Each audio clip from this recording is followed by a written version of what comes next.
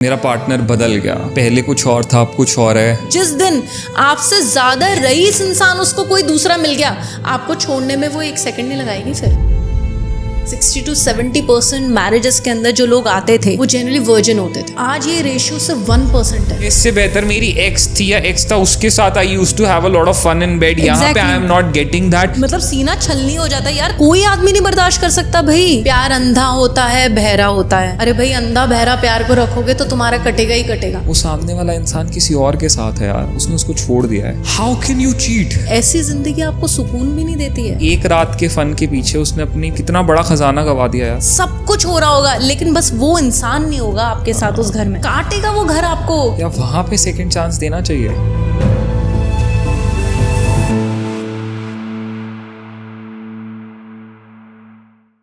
Hello everyone, the Namit show के एक और अमेजिंग पॉडकास्ट में आप सबका बहुत बहुत स्वागत है। तो आप सबकी इतनी ज़्यादा डिमांड पे वंस अगेन आज के हमारी पॉडकास्ट की स्पेशल गेस्ट है, जिनको आई गेस आप सभी जानते हो। आप सब ने हमारे पहले के पॉडकास्ट भी साथ में देखे हैं और उसी के बेसिस पे आप लोगों ने कमेंट्स में इतना कहा कि एक और podcast. So finally, once again, we have on our show one and only the very stunning, very glamorous Sakshi Bhogal. Hi Sakshi, how are you? Hi Namit, I'm good. So, भाई पिछले कुछ podcast में जो कुछ भी बातें हम लोगों ने करी, लव पे, रिलेशनशिप्स पे, लड़कों पे, लड़कियों पे, लोगों को इतनी पसंद आई और इतने कमेंट्स, डीएम्स, रिक्वेस्ट आई हमारे पास कि एक और पॉडकास्ट साक्षी के साथ। So finally now you are here and for people we are creating another podcast. तो इस बार बात करते हैं साक्षी। अगेन हमने पहले बहुत सी चीज़ों के बारे में बात करी है। सो टुडे आई वांट कि हम एक बहुत ही कैंडिड कॉन्वर्सेशन करें। कोई ज़्यादा क्वेश्चन आंसर्स नहीं, कोई इंटरव्यू नहीं, एक natural raw conversation about love. क्योंकि यार मुझे ऐसा लगता है कि लव एक ऐसी चीज़ है ना, starting from 14-15 years of age till 80-90 या till our last breath it affects us. Love has no foundations of age, gender, caste, anything, ethnicity, कुछ भी। लव को उससे फ़र्क नहीं पड़ता, प्यार है तो है। तो साक्षी, जब प्यार होता है ना, तो प्यार is definitely one of the most beautiful emotions in this world. पर फिर प्यार के बाद तकरार भी होती है। मैक्सिमम केसेस में होती है, बहुत रेयर केसेस होते हैं जहाँ पे वो प्यार इतना स्मूथ और ब्यूटीफुल वे में चलता रहे। जिनका चल रहा है, they are really one of the very lucky people on the globe, जिनके साथ ऐसा होता है कि उनका प्यार सालों सालों तक वैसा ही रहता है और उतना ही इंटेंस और डीप वे में चलता है। बट अक्सर देखा जाता है कि जब हम प्यार करते हैं तो बहुत बार वो ब्रेकअप के सिचुएशन पे आती है, व्हेन वी ब्रेकअप। और आज तक आप कितने ही वीडियोस देख लो, इंस्टाग्राम पे, यूट्यूब पे, कहीं पे भी, we always talk about moving on, कि ब्रेकअप हो गया है, अब मूव ऑन कर रहे हैं, कैसे मूव ऑन करें, कैसे खुद को स्ट्रांग रखें, वगैरह वगैरह। कोई ये बात नहीं करता कि यार वो ब्रेकअप हुआ क्यों, वो रीजंस क्या थे ब्रेकअप के। क्योंकि ना जो इंसान पीछे छूट जाता है ना, देखो ब्रेकअप में मेरे को ऐसा लगता है दो लोग होते हैं। एक वो होता है जो कहीं ना कहीं आगे बढ़ जाता है, चीज़ों को छोड़ देता है, ज़िंदगी में आगे निकल जाता है, अलग कर लेता है खुद को, ब्रेकअप कर लेता है। और दूसरा वो इंसान होता है जो पीछे छूट जाता है, जो नहीं चाहता वो ब्रेकअप हो, जो नहीं चाहता कि हम अलग हो, जो नहीं चाहता कि रिश्ता टूटे, इतने सालों का हमारा जो कनेक्शन है, बॉन्ड है, वो टूटे। तो जो इंसान पीछे छूट जाता है ना, वो ये सवाल पूछता रहता है कि आखिर ये हुआ क्यों, आखिर हम अलग हुए क्यों, क्या रीज़न था। मुझे नहीं लगता कोई भी रीज़न कभी भी, like maximum of the reasons justified होते हैं रिश्ता तोड़ने के। हाँ, कुछ रीजंस कभी कभी ऐसी सिचुएशंस बन जाती हैं जिनके अंदर वो रिश्ता नहीं चल सकता उससे आगे। पर ज़्यादातर बार मुझे ऐसा लगता है कि कुछ ऐसे पेनफुल रीजंस होते हैं ब्रेकअप के, जो एक इंसान को एटलीस्ट शैटर करके छोड़ देते हैं। तो साक्षी, अलग अलग रीजंस हैं ब्रेकअप के। सबसे पहले आप मेरे को ये बताओ, अगर हम सबसे पहले रीज़न की बात करें, that is cheating. I feel cheating is one of the most brutal reasons of breaking up with someone. जब एक इंसान को पता चले कि जिससे वो इतना प्यार करता है, जिसके साथ उसने इतना वक्त बिताया है, जिसको उसने अपना सब कुछ दिया, इतने एफर्ट्स दिए हैं, वो सामने वाला इंसान किसी और के साथ है यार, उसने उसको छोड़ दिया है। How can people cheat, why people cheat, कैसे कर लेते हैं लोग? नमित, पता है क्या है कि अगर हम लोग एक सर्वे के हिसाब से चलें, अगर हम यूएस की बात करें तो यूएसए के अंदर ना फोरमोस्ट रीज़न जो है ब्रेकअप का, वो चीटिंग ही है। लेकिन इंडिया के अंदर अभी तक वो फोरमोस्ट रीज़न नहीं था। लेकिन जिस हिसाब से हमारी जो जनरेशन आगे बढ़ रही है, आज अगर मैं कैलकुलेट करूं और जितने जो मेरे पास क्लाइंट्स आते हैं वो सारी चीज़ें मैं देखूं, तो कहीं ना कहीं चीटिंग हमारे इंडिया के अंदर भी वो फोरमोस्ट रीज़न बनता जा रहा है। अनडाउटेडली लोग आपस में मिलते हैं और फिर उसके बाद वो कुछ समय के बाद अलग हो जाते हैं। कहीं ना कहीं रीज़न इसके पीछे सबसे इम्पॉर्टेंट जो है ना वो ये है कि आपको सामने वाले की कदर नहीं है। अगर आपको सामने वाले की कदर होती तो आप सर से एड़ी तक का जोर लगाते कि वो मेरे पास रहे, चाहे ऐसे नहीं तो वैसे वो मेरे पास रहे, चाहे कोई भी प्रॉब्लम हो मैं ठीक कर लूँगा, कोई भी दिक्कत हो सारी चीज़ें हम लोग देख लेंगे, सब चीज़ें हो जाएंगी, सेट हो जाएंगी सब कुछ। लेकिन जब आपके मन में वो प्रायोरिटी लेवल नहीं है ना सामने वाले को लेके, तो कहीं ना कहीं आप इधर उधर मुंह मारते ही रहते हो।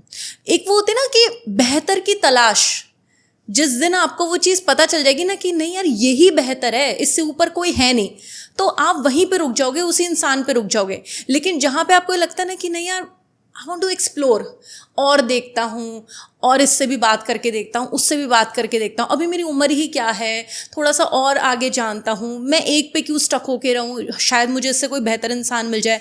तो जहाँ पे भी आपके मन में ऐसे सवाल आ जाते हैं ना, तो ये चीज़ 100% कन्फर्म है कि आप आगे जाके रिश्ता ख़राब करोगे ही करोगे, आप चीटिंग करोगे ही करोगे अपने पार्टनर के साथ। एंड ऐसा देखा जाता है कि यार मतलब 3 साल 4 साल का रिलेशनशिप था, मतलब बहुत लंबा वक्त होता है 3-4 साल एक इंसान के साथ बिताना। आप 4 दिन किसी के साथ रहते हो ना, आप इतना डीपली कनेक्ट हो जाते हो, आपके इमोशंस जुड़ जाते हैं। आप किसी नए लोगों के साथ ही ट्रिप पे जाते हो ना 1 हफ्ते की, तो जब वापसी आ रहे होते हो ना, तो ऐसी अजीब सी फीलिंग आ रही होती है अंदर। You are feeling that sadness कि यार इनके साथ मैंने 1 हफ्ता बिताया है, हमने इतना वक्त स्पेंड किया, बातें करी, इंजॉय किया, घूमे फिरे, now everyone is getting parted away and everyone will be going. तो बड़ा बुरा सा लगता है उन लोगों के साथ जिनसे आप सिर्फ 1 हफ्ते जिनके साथ थे। वो इंसान जिसके साथ आप सालों से थे, 2 साल 3 साल, उसको छोड़कर आप किसी और के क्लोज कैसे हो सकते हो? मतलब how can this possibly happen? वो इंसान जिससे आप कहते हो मैं तुमसे इतना प्यार करता हूँ, you are my world, you are my everything, how can you cheat? पता है बुरा लगता है, बहुत बुरा लगता है इस चीज़ को लेके कि आप इस तरीके से सोच रहे हो। अच्छा, आपने देखा है बहुत ही रेयर ऐसे लोग होते हैं जिनका बॉन्ड आपस में बहुत ही अच्छा रहता है। जैसे अगर हम लोग उनकी बात करें, रितेश देशमुख और ये जेनेलिया, आज भी one of the perfect couple है। आई लव दैट कपल, मुझे खुद को बहुत पसंद है। मतलब the way they have managed their marriage ना, मतलब मेरे को नहीं दिखता। Even apart from being a celebrity couple, a couple जिन यहाँ पे दोनों हस्बैंड वाइफ ने बॉलीवुड में सर्व किया हुआ है, मूवीज़ में सर्व किया हुआ है, हर चीज़ करी हुई है। They both are doing great in their career, but the way they have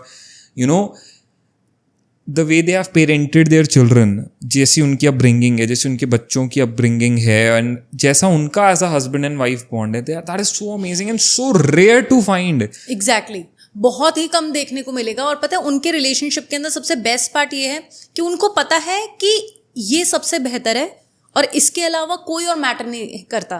भीड़ के अंदर वो एक इंसान आपको दिखे ना और आपकी नज़र बस उसी पे टिक जाए और बाकी इधर उधर देखने का मन नहीं करे, तो आप समझ जाओ कि ये वो एक ही इंसान है मेरे लिए जिस पे मेरा दिल अटका हुआ है और उसी के साथ मुझे आगे बढ़ना है। लेकिन जब आपके सामने ना वो पूरी भीड़ दिख रही है, वो भी दिख रही है, इसके पास वाली भी दिख रही है, उसके ये वाली पास वाली भी दिख रही है, तो ऐसे केस के साथ आप कैसे एक इंसान के ऊपर टिकोगे? तो वहाँ पे आप चीटिंग करोगे। दूसरा, जब एक वो चीज़ होती है ना, दूसरा कई लोगों में ये चीज़ भी होती है कि यार एक वो ना चस्का सा होता है कि यार ठीक है यार कर लेते हैं, हमारी तो इमेज ही ऐसी है, या हम तो हैं ही वो कैसनोवा टाइप के पर्सनालिटी के, थोड़ा सा इधर भी मुंह मार लेते, थोड़ा सा उधर भी मुंह मार लेते हैं। तो ऐसे इंसान से भी आप एक मतलब एक्सपेक्ट नहीं कर सकते कि वो लॉयल बन के रहे। आई फील यहाँ पे जो आपने वो बात कही ना साक्षी, बेहतर की तलाश की, यार आपके पास आपका पार्टनर है, लेकिन फिर भी अगर कोई और इंसान आपके सामने आता है, आप एक ग्रुप ऑफ लोगों के बीच में खड़े हो ना, आप ये सोच रहे हो कि यार वो भी ऐसी है, वो भी वैसा है, तो फिर मेरे को लगता है वो प्यार ही नहीं है। अगर आपको किसी से प्यार है, मुझे ऐसा लगता है कि अगर आपको किसी से प्यार है एक इंसान से, तो वो इंसान आपके लिए दुनिया में बेस्ट है यार। अगर मेरे को मेरी पार्टनर से सच में प्यार है, तो उसके बाद उसके अलावा दुनिया की सबसे खूबसूरत लड़की भी आके मेरे को टेम्प्ट करने की कोशिश करेगी, मैं नहीं होऊंगा।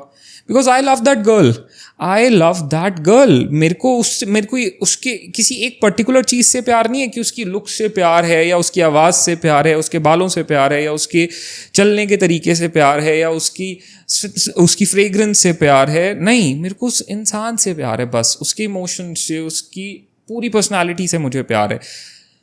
तो अगर मेरे को ऐसा लगता है आप सच में किसी से प्यार करते हो ना, तो कोई भी और आपको इन्फ्लुएंस नहीं कर सकता। तो लोग जब ये बात बोलते हैं ना चीटिंग के बाद अक्सर कि यार बस एक बार हो गया, पता नहीं चला, आई स्टिल लव यू, वो तो सिर्फ एक बार की चीज़ थी, गलती हो गई, कैसे हो सकती है? How is this reason ever justified कि आप ये बोलो कि यार प्यार तो तुझसे है, पर मैं किसी और के साथ गया जिससे मुझे प्यार भी नहीं है, वो फ्लो में हो गया। ये तो कहीं से भी जस्टिफाइड नहीं है, आई गेस। अनडाउटेडली देखो, लड़कों के लिए ये चीज़ होती है कि वो ना अपना फिजिकल इंटीमेसी और प्यार को दोनों को डिफरेंट जगह पे रखते हैं। अगर एक आदमी 10 जगह मुंह मार के आ रहा है, सपोज वो 10 औरतों के साथ सो के आ रहा है सब कुछ, लेकिन अगर उसको एक कोई ऐसी लड़की मिल जाती है जो उसके दिल के तार सच में छेड़ देती है, जो उसको सच में बहुत ज़्यादा पसंद आती है, तो फिर वो पसंदीदा औरत एक्चुअल में, तो वो इधर उधर मुंह मारना सच में बंद कर देता है। फिर उसको ना फिर आगे उसकी सर्च जो है ना वो ख़त्म हो जाती है। लेकिन ये चीज़ भी है कि वो जो औरत होती है ना वो बहुत ही रेयर होती है।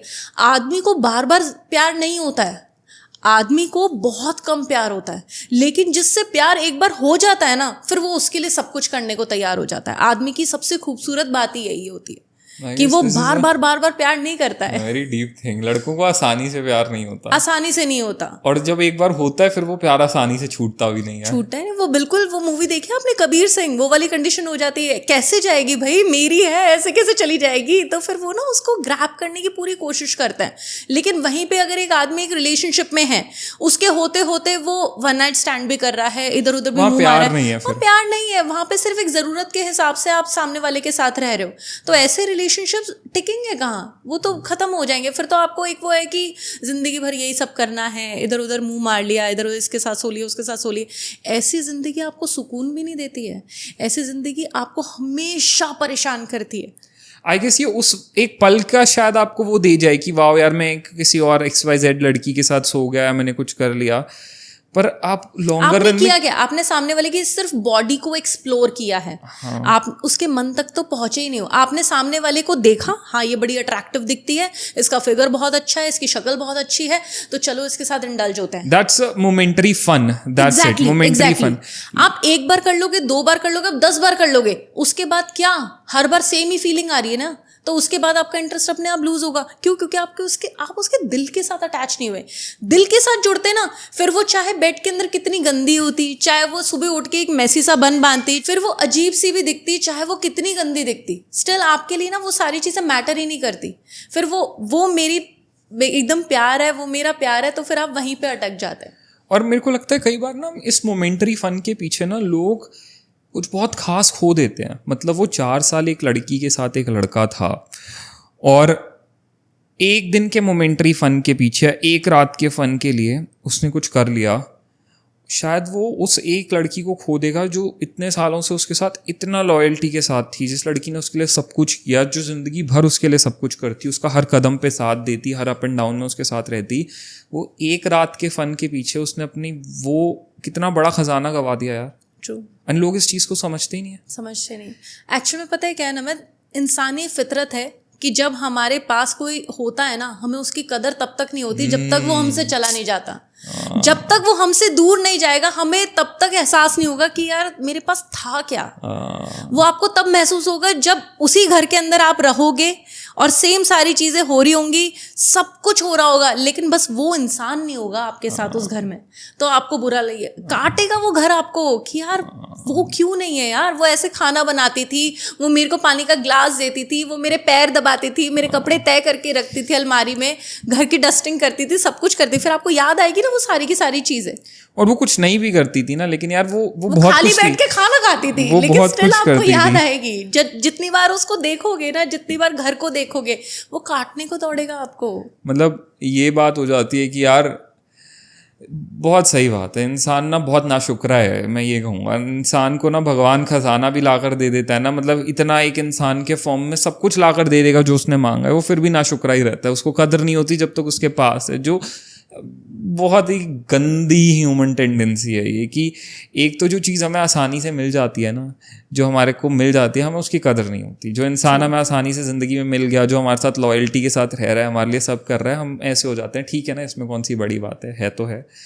जबकि उसी शख्स के लिए ना 10 लोग लाइन लगा के खड़े होंगे, वो आपके लिए है और उसके लिए आगे 10 लोग खड़े हैं, वो फिर भी आपके लिए, ना आप उसको ऐसे लाइटली लेते हो, इतना फॉर ग्रांटेड ले लेते हो। हाँ, वो समझ आता है एक दिन जब खो बैठते हैं ना, जब वो उस खजाने को अपनी ज़िंदगी से खो बैठते हैं, तो तब लगता है कि यार मैंने क्या गड़बड़ कर दी, और उसके बाद ना फिर वो बहुत देर हो जाती है। ट्रू। पता है, बहुत ही किस्मत वाले हो आप, बहुत ज़्यादा किस्मत वाले हो कि आपने जाके उसी इंसान को मना लिया और सामने वाला मान गया और वापस आप दोनों एक रिश्ते में आ गए। अगर आपकी सारी चीज़ें ख़त्म होने के बाद, अगर मतलब ये भगवान की ब्लेसिंग होगी कि आप उसी इंसान के साथ वापस इंडल्ज हो जाते हो इस चीज़ की समझ आने के बाद कि आपने खोया क्या था। उसके बाद जब आपका रिश्ता बनता है ना, वो इतना खूबसूरत होता है, क्योंकि आपको हर एक चीज़ पता होती है कि यार मैंने क्या गलतियां करी थी, अब वो गलतियां आप कभी नहीं करोगे। No doubt I would say कि माफ़ी जब मिलती है ना इंसान को अपनी गलतियां रियलाइज़ होने पे, तो हाँ, वो जब वापस चीज़ें करता है तो बहुत उससे करता है। तो साक्षी, क्या लगता है कि जब कोई इंसान आप पे चीट कर दे, आपका अपना पार्टनर, बेशक जिससे आप बेइंतहा प्यार करते हो, मोहब्बत करते हो, सब करते हो, पर वही इंसान जब आप पे चीट कर दे, क्या वहाँ पे सेकेंड चांस देना चाहिए? चीटर को सेकंड चांस देने का कोई सेंस नहीं है नमित। रीज़न ये है कि अक्सर क्या है कि ना, अगर किसी इंसान ने आपको चीट किया है, वो उस टाइम पे तो आपकी ज़िंदगी से चला जाएगा। अनडाउटेडली वो थोड़े से समय के बाद वापस आएगा आपकी ज़िंदगी में। एक वो होता है ना कि नॉक नॉक, देखो मैं वापस आया हूँ। ऐसे केस के अंदर ना वो तब वापस नहीं आता जब उसको अपनी गलती का एहसास है।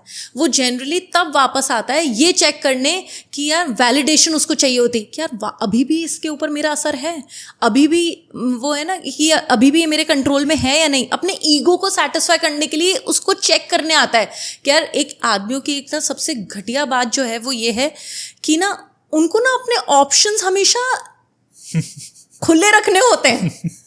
मैंने आज तक कभी नहीं देखा कि किसी आदमी ने खुद जाके ब्रेकअप किया हो।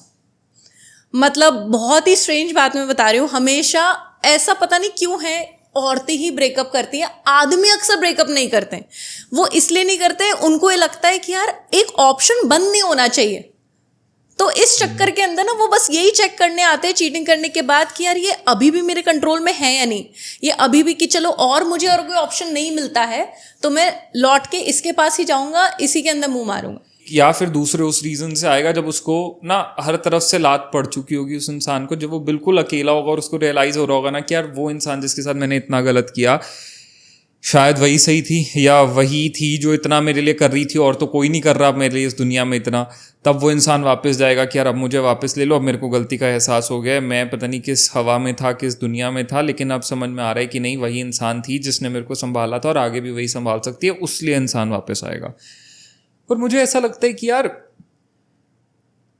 सामने वाला ना शायद आपके रोने, गिड़गिड़ाने, माफ़ी मांगने पे एक बार मौका दे दे, जो नहीं देना चाहिए, जो मेरे हिसाब से तो नहीं देना चाहिए, पर शायद आपको चीटिंग के बाद मौका दे दे, पर उसके अंदर ना यार वो एक चीज़ रह जाएगी। मतलब यार एक बात सोचो, आप एक इंसान से बेइंतहा मोहब्बत करते हो, पूरा प्यार, हर चीज़ करते हो, आपको ये पता चले यार वो किसी और के क्लोज गया है, वो किसी और की आर्म्स में था, वो किसी और के बेड में था, भाई उसके बाद तो मैं, मतलब वो जो पेन है ना वो इमेजिनेशन ही खा जाती है, बहुत ज्यादा इरिटेट करती है वो चीज, कितना ज्यादा एक दिल तोड़ देने वाला, शाटर कर देने वाला दर्दनाक वो मोमेंट है ना, जब आपको ये इमेजिन करना पड़े, जब आपको पता चले कि यार रियलिटी में हुआ है कि मेरा पार्टनर किसी और के साथ था। True. It breaks you down into pieces, and मुझे नहीं लगता उन पीसेस को कभी भी वो इंसान ना बिल्कुल वैसे पहले की तरह बना पाएगा।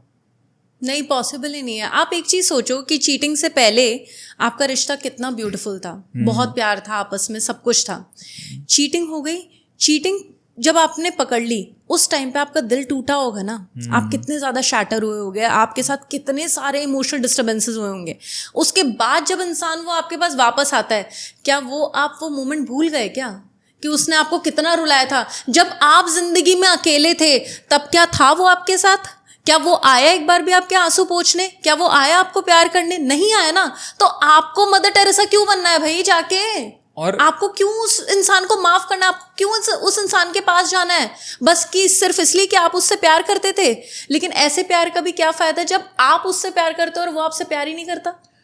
और कहीं ना कहीं पता है, शायद एक बार के लिए ना इंसान ये भी भूल जाए कि मैं कितना उस वक्त पे रोया था, तड़पा था, अपने आंसुओं को भी भूल जाए। हाँ, शायद वो अपने आंसुओं को भूल जाए, पर पता है वो जेन्युइनली उस पिक्चर को अपने दिमाग से नहीं निकाल पाएगा पूरी ज़िंदगी, जो उसने इमेजिन करी थी कि मेरा पार्टनर किसी और इंसान के नज़दीक था। बिल्कुल। और इस पर सबसे ज़्यादा मेरे को घटिया और स्टूपिड बात एक ये लगती है जब लोग आके ये रीज़न देते हैं कि यार सॉरी गलती से हो गया। गलती कुछ नहीं होती ना। कैसे कोई इंसान चीटिंग गलती से कर सकता है? यार आप दूध पीते बच्चे हो क्या कि आपको ये नहीं पता कि क्या हो रहा है? कि आप एक रिश्ते के अंदर हो, रिश्ते में रहने के बावजूद आप दूसरी औरत को ताड़ रहे हो, दूसरी औरत के साथ इंडल्ज हो रहे हो, बेड पे जा रहे हो, फिजिकल इंटीमेसी कर रहे हो। आप बेवकूफ थे, बच्चे थे क्या? आपको पता नहीं आपके साथ क्या हो रहा था? People say it was just a kiss. यार जस्ट अ किस? a kiss, just a kiss. Like it's जैसे इतनी छोटी चीज़ है लोगों के लिए। कई बार मैंने ऐसे लोग देखे हैं जो आके कहते हैं कि यार क्या हो गया, किस ही तो थी, हो गई, आई एम सॉरी, माफ कर दो। भाई इट इज सो बिग यार, I can never consider this small. Exactly Namit, अगर मैं प्यार में हूँ, अगर मैं एक रिलेशनशिप में हूँ और मैं उस इंसान को बहुत ज़्यादा प्यार करती हूँ, मेरा लिटरली किसी और आदमी के मैसेज का रिप्लाई तक देने का मन नहीं करेगा। मेरा मन ही नहीं करेगा किसी और से बात तक करने का। मेरे को ये लगेगा अरे जा यार, क्यों इरिटेट कर रहा है, हट ना। अरे यार मैं अपने ज़बरदस्ती रिश्ते के अंदर क्यों प्रॉब्लम क्रिएट करूंगी? मैं ज़बरदस्ती क्यों इशू क्रिएट करूंगी? नॉर्मल सी चीज़ है कि अगर मुझे चीटिंग मुझे खुद को बर्दाश्त नहीं है तो सामने वाले को भी बर्दाश्त नहीं होगी। ये तो नॉर्मल सी चीज़ है ना कि जैसी मैं होंगी, कहीं ना कहीं मैंने अपना पार्टनर भी कहीं ना कहीं मेरे जैसा ही चुना होगा। True. तो जब मुझे बर्दाश्त नहीं है तो मैं उसको वो चीज़ कैसे दे सकती हूँ कि भाई तुम तो एकदम शरीफ बन के रहो, तुम तो डिवोटेड बन के रहो और मैं 10 जगह जाके मुंह मार के आऊँ? क्यों भाई? आप वैसे ही रहो ना। आप जो सामने वाले से डिजर्व करते हो, जो आप सामने वाले से एक्सपेक्ट करते हो ना एक रिश्ते में, सबसे पहले आप खुद वैसे बनो। जब आप खुद वैसे बनोगे तो आप सामने वाले से सारी चीज़ें एक्सपेक्ट कर सकते हो। अगर आप सामने वाले को वो चीज़ें नहीं दे सकते जो आप सामने वाले से डिमांड कर रहे हो, तो इसका मतलब आपको रिश्ते में आना ही नहीं चाहिए, आपको सामने वाले का दिल नहीं दुखाना चाहिए। Very true. मतलब कैसे लोग ये बोल देते हैं कि यार गलती से हो गया, सिर्फ एक किस थी। भाई मेरे को कितना ही आप ओल्ड स्कूल कह लो इस चीज में, ठीक है भाई, मैं इतना मॉडर्न नहीं हूं। कहानी रुकती है क्या नमित? अरे नहीं, अगर रुक भी गई भाई, कहाँ रुक गई? खाली किस तक? किस के आगे भी तो सारी चीजें होती है। कौन रुका है आज तक किस पे? और मतलब मैं ये कहता हूँ, लोग कहते हैं नहीं यार जेन्युइनली हम कार में थे, सिर्फ एक किस हुई, मान लो, चलो हाइपोथेटिकली माना सिर्फ एक किस थी। भाई मैं इतना 20-25 में रहने के बाद भी मॉडर्न नहीं हूं कि मेरे लिए किसी एक छोटी सी चीज हो कि किसी ने आके मेरे को बोला यार it was just a kiss. भाई it's a huge thing, you are getting close enough to a person कि आप उसको किस कर रहे हो जाके, and then you are saying it was just a kiss. Moment में हो गया यार, उस मोमेंट में क्या आपके सारे सेंसेस ब्लॉक हो गए थे? क्या आप ये भूल चुके थे कि आप एक रिलेशनशिप में हो? क्या आप भूल चुके थे कि एक इंसान आपसे प्यार करता है? क्या आप भूल चुके थे कि एक इंसान को आपने कितने वादे किए हैं? क्या आप भूल चुके थे कि उस इंसान ने आपके लिए इतने एफर्ट्स लगाए हैं? क्या आप भूल चुके थे कि वो इंसान आप पे भरोसा करता है, वो इंसान आप पे इतना भरोसा करता है कि वो ये मान रहा है कि आप कभी उसके साथ ऐसा कुछ नहीं करोगे? आप ये सब भूल गए थे। कितनी बेवकूफ वाली बातें नहीं है? और सामने अगर हम भूल जाए तो, अगर हमसे वो चीज गलती हो जाए तो क्या सामने वाला हमें माफ करेगा? या एक नॉर्मल सी चीज बताओ, हस्बैंड वाइफ है, कैसे करते हैं लोग भाई? मैं मतलब कैसे भूल गए तुम ये सारी बातें, और फिर आज तुम आके ये कह रहे हो आई एम सॉरी गलती से हो गया। वो इंसान यार जो सामने है ना, पता है उसके पास बोलने के लिए भी वर्ड्स नहीं होंगे। गलती से जो हुआ है ना, वो बार बार गलतियां रिपीट हो सकती हैं। तो बेहतर है कि आप पहले ही समय से अलर्ट हो जाओ और गलतियां वापस अपनी जिंदगी में दोहराने की ना कोशिश मत करो। एग्जैक्टली मतलब ऐसा नहीं है कि सामने वाले को कभी मौका नहीं मिला होगा यार, सामने वाले के पास कभी ऐसे मोमेंट्स नहीं होंगे जब उससे ऐसी कोई गलती हो जाती है, उससे ऐसा कुछ हो जाता नहीं। I feel it's all about your own self, आपका अपना कंट्रोल, आपका अपना एक इंडिविजुअलिटी, आपके अपने ethics, morals and principles. At the end आपके अपने एथिक्स सबसे बड़ी चीज़ है इसमें, कि मतलब यार आपके एथिक्स अगर इतने स्ट्रांग है ना कि यार चाहे कुछ भी हो जाए, सामने वाला कुछ भी कर ले, मैं इन्फ्लुएंस नहीं होऊंगा या मैं उस फ्लो में नहीं बहूंगा, तो कोई दुनिया का इंसान आपसे कुछ नहीं करा सकता। पर अगर आपके अपने एथिक्स ही वीक हैं, आप खुद ही उतने ज़्यादा आपके मॉरल स्ट्रांग नहीं है, तो यार आज आपसे गलती हुई है, ठीक है, आज माफ़ी मिल गई, कुछ महीनों बाद दोबारा हो जाएगी। इस बार शायद मेरे सामने आ गई, अगली बार शायद सामने भी ना आए। इस बार शायद आपको दिख गया कि यार इतना बड़ा कलेश हो गया था, उसे पता चल गया, ये वो, शायद कल आप इतना क्लेवरली करो कि आप पता ही ना चलने दो। आप एक चीज बताओ, आपके पार्टनर ने चीट किया और आपने चीज पकड़ ली, आपको क्या गारंटी कि उसने सिर्फ एक ही बार आप पे चीट किया होगा? आपको क्या गारंटी कि उसने पहली बार चीट करा और आपने पकड़ लिया? ये भी तो हो सकता है कि वो ऑलरेडी बहुत बार चीट कर चुका हो लेकिन आपके सामने नहीं आई हो वो बात। ये भी तो हो सकता है कि आपने उसको नहीं पकड़ा हो। ये चीज भी तो सोचो आप। True, जिस इंसान ने एक बार चीट करा तो इसका मतलब उसकी फितरत में बार बार करना। कभी उसका फोन चेक करो, वो एक सिंगल मैसेज कि आई एम मिसिंग यू, वो एक साथ 10 लड़कियों को भेज रहा होता है सेम मैसेज। तो इसका मतलब आप कैसे एक्सपेक्ट कर सकते हो कि सामने वाला आपके लिए लॉयल होगा? Very true. एंड कहीं ना कहीं फिर मेरे को ऐसा लगता है जब प्यार होता है ना दो लोगों को, तो हाँ, आपका पार्टनर आप पे आंख बंद करके भरोसा करता है कि ये मेरा पार्टनर है, मेरी जान है, मेरा प्यार है, ये कभी कुछ ऐसा नहीं करेगा। अंधा विश्वास करना भी तो सही नहीं है ना? आपका नहीं, लोग करते हैं, ठीक है, मैं कहता हूँ, मैं अपने पार्टनर पे करता हूँ। हर इंसान अगर लाइक किसी का कोई भी पार्टनर हो, वो उस पर अंधा विश्वास, अंधा भरोसा करता है। बट एक बार वो विश्वास टूट गया ना, उसके बाद चाहे तुम कितना ही सॉरी कह लो, चीजें ठीक कर लो, कुछ भी क्यों ना कर लो, आप वैसा विश्वास रीइंस्टेट नहीं कर सकते। नहीं कर सकते। वो इंसान ना कभी आप पे उस तरह का भरोसा नहीं कर पाएगा। नहीं, वो इंसान आप पे वैसा ब्लाइंड फेथ नहीं रख पाएगा। उसके मन में कहीं ना कहीं डाउट आ जाएगा। आप कहीं बाहर हो, आप कहीं गए हुए हो, आप कहीं इधर उधर हो, वो ना चाहते हुए भी उस इंसान के मन में डाउट्स आएंगे, क्वेश्चंस आएंगे, और इसमें उसकी गलती नहीं है। आप उसको नहीं कह सकते why have you become so doubtful now, या why have you change so much. इसमें उस इंसान की गलती नहीं है, क्योंकि उस इंसान ने सबसे गो थ्रू कर लिया ऑलरेडी एक बार, तो उसको पूरा हक है, और शायद पूरी जिंदगी उसको वो डाउट्स रहेंगे। तो मुझे नहीं लगता कि यार ऐसी चीज के बाद फिर कोई पॉइंट बनता है दूसरा चांस देने का सामने वाले को, क्योंकि आप वैसे रिश्ता कभी रख ही नहीं पाओगे उस इंसान के साथ। आपने नमित वो चीज़ सुनी है कि यार मैं तो हमेशा रिश्ते में बहुत ज़्यादा गिविंग रहती हूँ, मैं तो सबको बहुत ज़्यादा प्यार करती हूँ, मैं तो अपने रिश्ते में कोई कमी नहीं छोड़ती, लेकिन फिर भी पता नहीं क्यों मैं हर बार एक टॉक्सिक आदमी के साथ एंड अप होती हूँ। सुना है आपने ये? आपको पता है इसके पीछे एक्चुअल में रीज़न क्या है? What is that? हम खुद। We are the only solely reason इस चीज़ के पीछे। हमारे साथ ये सब इसलिए होता है क्योंकि हमने सबसे पहले खुद की कदर नहीं करी। अगर मेरे को अपने लिए बहुत ज़्यादा सेल्फ रिस्पेक्ट है, अगर मैंने अपने लिए कुछ सेट मॉरल्स रखे हुए हैं, अगर मैंने अपने लिए कुछ दायरा सेट किया हुआ है कि ये सारी चीज़ें मैं बर्दाश्त कर लूँगी, ये चीज़ें मेरे बर्दाश्त करने के लायक नहीं है, तो फिर आप क्यों किसी एक टॉक्सिक इंसान के साथ एंड अप हो गए? आप ये चीज़ सोचो। जब आप खुद को ही अच्छा ट्रीट नहीं कर रहे, जब आपकी नज़रों में खुद की कोई वैल्यू नहीं है, तो सामने वाले से आप क्या एक्सपेक्ट करोगे कि वो आपको एक प्रिंसेस ट्रीटमेंट देगा? बिल्कुल नहीं देगा। उसके लिए तो आप एक रैंडम चेक हो गए ना कि भाई 10 घूम रही है, 11वीं तू बन जा, तो फिर आप हमेशा ही एक टॉक्सिक इंसान के साथ ही एंड अप करोगे। ट्रू। क्योंकि वो ये बात कि कहीं ना हम अपनी आंखों पे खुद ही पट्टी बांध लेते हैं जब वो प्यार की बात आती है। हम फिर अच्छा बुरा सही गलत सब देखना बंद कर देते हैं, हम अपने आंखों पे पट्टी बांध लेते हैं, और कहीं ना कहीं वो पट्टी बांधना ना हमें ठोकर खिलवाता है एट द एंड। प्यार अंधा होता है, बहरा होता है। अरे भाई, अंधा बहरा प्यार को रखोगे तो तुम्हारा कटेगा ही कटेगा। आँख खोल के करो ना प्यार, कान खुले करके करो प्यार।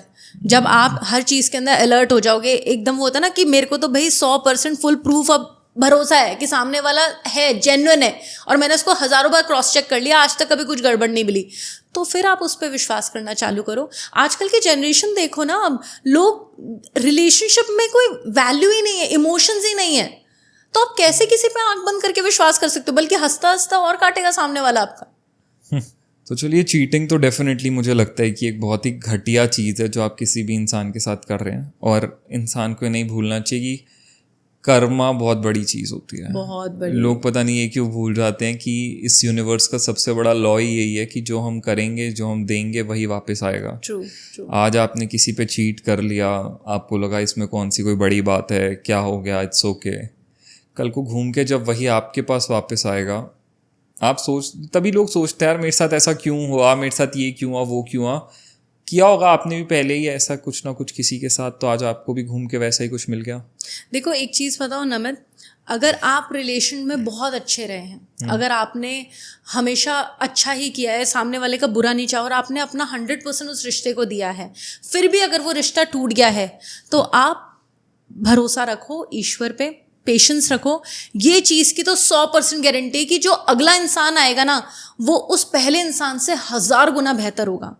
ये चीज़ तो बहुत अच्छी, मतलब ये चीज़ तो 100% की गारंटी है कि जो नेक्स्ट जो आने वाला है वो उससे तो 1000 गुना बेहतर इंसान आएगा। इसके अलावा जब हम बात कर रहे हैं ना ब्रेकअप्स की, तो डेफिनेटली चीटिंग एक बहुत ही घटिया चीज़ है, पर उसके बाद मेरे को ऐसा लगता है एक जो दूसरा रीज़न है ना सबसे बड़ा ब्रेकअप्स का और रिश्ते टूटने का कुछ वक्त के बाद, वो है कि यार लोग अक्सर शिकायत करते हैं कि यार लोग बदल जाते हैं, मेरा पार्टनर बदल गया, वक्त के साथ बदल गया, पहले कुछ और था अब कुछ और है, स्टार्टिंग में जब रिलेशनशिप के थे तब वो कुछ और ही था, अब बिल्कुल कुछ और बिहेव कर रहे हैं, या थिंग्स हैव चेंज्ड कम्प्लीटली। ये एक बहुत बड़ा रीज़न है, बहुत कॉमन रीज़न आता है। उसमें मेरे को ऐसा लगता है कि इसका एक्चुअल कोर ये है that people are not clear. लोग क्लैरिटी के साथ नहीं घुसते हैं एक रिलेशनशिप में, उनको क्या चाहिए, लोग क्लैरिटी के साथ नहीं आते हैं एक रिश्ते के अंदर कि यार I want this from my relation, या फ्रॉम माई रिलेशन भी छोड़ो, आई पर्सनली वॉन्ट दिस। लोग इतना बस लोग चल देते हैं यार, सामने वाली लड़की देखी अच्छी दिख रही है, बातें करने में मज़ा आ रहा है, ठीक है, उसके बाद आप चल दिए। आप ये नहीं देख रहे हो कि सामने वाला सिर्फ एक सीरियस कॉन्टेक्स्ट में बात करना चाहता है और आप एक फन जोन में हो, आपको अभी नहीं चाहिए सीरियस चीज़, आपको नहीं चाहिए रिलेशनशिप, बट आप फिर भी ये बोल देते हो कि यार okay let's see we can definitely go for it, और 6 महीने साल बाद आपको रियलाइज होता है नहीं नहीं यार आई एम तो नॉट लुकिंग फॉर मैरिज, या आई am not looking for any serious kind of stuff right now, so I am sorry, नहीं हो सकता। तब चीज़ें टूटती हैं। तो लोगों की क्लैरिटी ना होना while they are entering into a relationship really break a lot of things, don't you think so? हाँ नमित, नॉर्मल सी चीज़ है। देखो मैं हमेशा सबको ये चीज़ बोलती हूँ, सबसे पहले ना आप इस चीज़ को समझो कि आप खुद एक रिलेशनशिप चाहते हो या नहीं चाहते हो, और अगर चाहते भी हो तो किस टाइप का रिलेशनशिप चाहते हो। किस टाइप का रिलेशनशिप चाहते हो वो अच्छी बात है, लेकिन किस टाइप के इंसान के साथ चाहते हो, है ना, और आपके रिलेशनशिप के अंदर क्या क्या चीज़ें होनी चाहिए, क्या क्या चीज़ें नहीं होनी चाहिए। जब आपको इन सवालों को लेके 100% क्लैरिटी होगी तो आप ऑब्वियसली उस क्राइटेरिया के हिसाब से अपने लिए एक पर्सन चुनोगे, और फिर जब आप उस इंसान के साथ इंडल्ज होगे तो आपका रिलेशनशिप के सक्सेस होने के चांसेस बहुत ज़्यादा हाई होंगे। लेकिन वहीं पे अगर आप एक रिलेशनशिप इसलिए चला रहे हो कि भाई सामने से एक लड़की आ रही है, बहुत ही अट्रैक्टिव है, बहुत ही सुंदर है, तो उसकी ब्यूटी को देखते हुए आप उसके साथ एक रिलेशनशिप में इंडल्ज हो गए। अब रिलेशनशिप के अंदर इंडल्ज आप उसकी ब्यूटी को देख के हुए हो, तो ऐसे केस के अंदर आपने 4-5 बार आपने फिजिकल इंटीमेसी कर लिया, आपने 10 बार 50 बार फिजिकल इंटीमेसी कर ली, उसके बाद आपका उस सामने वाले से इंटरेस्ट लूज होगा ही होगा। वो इसलिए होगा क्योंकि आपने उसकी सीरत देख के नहीं, उसकी सूरत देख के उसको पसंद किया। अगर वहीं पे आप उसकी सीरत देख के उसको पसंद कर रहे होते तो वो रिश्ता 100% टिकता। लेकिन वही कि बाहर की खूबसूरती, अब बाहर की खूबसूरती तो बार बार फेड होती है ना, बाहर की खूबसूरती तो हटेगी। जिस दिन वहाँ से हटी वहीं पे आपको सामने वाले की असली दिखने लग जाएगी, फिर आपको लगे हाय मैंने ये क्या कर लिया। नॉर्मल सी चीज़ है नमित, अगर एक लड़का मतलब एकदम बहुत ही खूबसूरत लड़की को जाके उसको पटाना चाहेगा सब कुछ, आप इस चीज़ के लिए तो 100% श्योर रहो कि आपके जैसे उसके ना आगे पीछे हज़ारों घूम रहे हैं। तो जहाँ पे भी आपने कोई गड़बड़ करी या जहाँ पे भी उसको लगा कि भाई ये तो ऐसे ही है, अगर उसको आपसे प्यार नहीं है तो वो आपको रिप्लेस करने में ना 1 सेकंड नहीं लगाएगी, वो दूसरा ढूंढ लेगी। आपके पलक झपकते ही आपको पता भी नहीं होगा, शायद आपके होते होते 2-3 और घूम रहे होंगे उसके आगे पीछे। यही तो एक सबसे घटिया चीज़ लगती है मेरे को आज के वक्त की, लोग इतने ऑप्शंस लेकर चलते हैं ना, इतना ऑप्शंस का दौर बन चुका है। मतलब मेरे को ऐसा लगता है कि यार पीपल ना कीप बैकअप्स दीज डेज।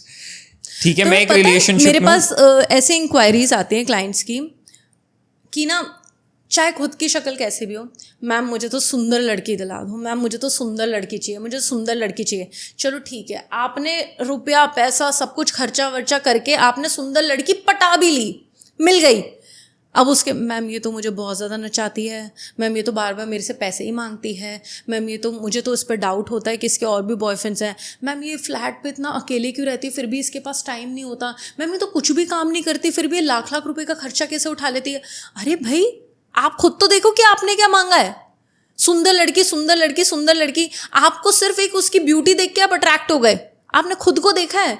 अगर सुंदर लड़की आप मांग रहे हो तो सुंदर लड़की बदले में क्या मांग रही है? क्या उसको एक सुंदर लड़का नहीं चाहिए होगा? क्या उसको ज्यादा पैसे वाला लड़का नहीं चाहिए होगा? आप उसको क्या प्रोवाइड कर रहे हो? पैसा। तो जब आपने पैसा दिखा के उसको पटाया है तो सामने वाली तो आपसे पैसा ही मांगेगी ना। फिर वो आपसे थोड़ी ये चीज डिमांड करेगी कि आप सुंदर हो जाओ, अट्रैक्टिव हो जाओ। उसको तो बस ये है कि कोई खर्चा उठाने वाला मिल रहा है और खर्चा उठ रहा है उसका। सिंपल सी बात है। वो ये अपनी क्लैरिटी नहीं है लोगों को कि चाहिए क्या। एग्जैक्टली लेकिन उस सुंदरता का आप कब तक अचार डालोगे? कितना पैसा खर्च कर दोगे आप? कितना खर्चा करोगे? अंधा कि मैं तो हमेशा खर्चा करता ही जाऊंगा, करते हूँ। आपका एक फ्रस्ट्रेशन लेवल तो आएगा ना कि अरे हम सिर्फ क्या पैसों के लिए मेरे साथ है क्या? इसको ये चीज़ आप हमेशा ध्यान रखना कि जिस दिन आपसे ज़्यादा रईस इंसान उसको कोई दूसरा मिल गया, आपको छोड़ने में वो 1 सेकंड नहीं लगाएगी फिर। और आपको क्या पता कि आपके जैसे 2-3 ऑलरेडी उसने रख रखे हो, तभी तो उसका खर्चा चल रहा है। ट्रू। तो आप ना सबसे पहले ये चीज़ की क्लैरिटी रखो कि आपको एक्चुअल में क्या चाहिए। अगर आपको सुंदर लड़की चाहिए तो फिर आप उससे बहुत ज़्यादा लॉयल्टी या बहुत ज़्यादा डिवोशन या बहुत ज़्यादा कि वो आपके लिए बिछी जा रही है या आपसे पैसे नहीं मांग रही है, तो वो चीज़ भूल जाओ आप। अगर आपने कोई ऐसी लड़की चुनी है जो जिसकी सीरत बहुत अच्छी है, एक इंसान वो बहुत अच्छी है, तो ठीक है आप उसके साथ सुकून से रहोगे। फिर आपको उसके लुक्स वुक्स में हर चीज़ में हो सकता है शायद कॉम्प्रोमाइज़ भी करना पड़े। मतलब वो ये सब कुछ किसी को नहीं मिलता। आपके इंटेंशंस पहले क्लियर होने चाहिए, मुझे चाहिए क्या। आप एक इंसान के साथ आ गई, नहीं she is very beautiful, you enter into a relationship और 6 महीने बाद यू आर लाइक कि ठीक है यार अब ब्यूटीफुल का तो हो गया, मन भर गया ब्यूटी से, अब इसके बाद अब ये भी करे, ये ऐसे भी करे, यहाँ पे ऐसे एडजस्ट करे, यहाँ पे पूरी लॉयल्टी दिखाए, इतना रिजर्व होके रहे, सब कुछ रहे। यू कांट डू दैट ना। आप स्टार्टिंग में ही बोल देते मेरे को ये भी चाहिए, या आपने स्टार्टिंग में देखा नहीं मेरे को तो सिर्फ एक लॉयल लड़की चाहिए, होमली लड़की चाहिए, ऐसी लड़की चाहिए जो यू नो मेरी बात सुने, सब कुछ करे, और उसके बाद 6 महीने बाद तुम ऐसे हो रहे हो कि यार नहीं मेरे को तो आसपास ब्यूटीफुल गर्ल्स दिख रही हैं, मेरे को वो चाहिए, मेरे को ब्यूटी चाहिए। यार ये सब करके ना आप अपने साथ साथ उससे अपने से कई ज्यादा सामने वाले की लाइफ खराब कर रहे हो। ट्रू।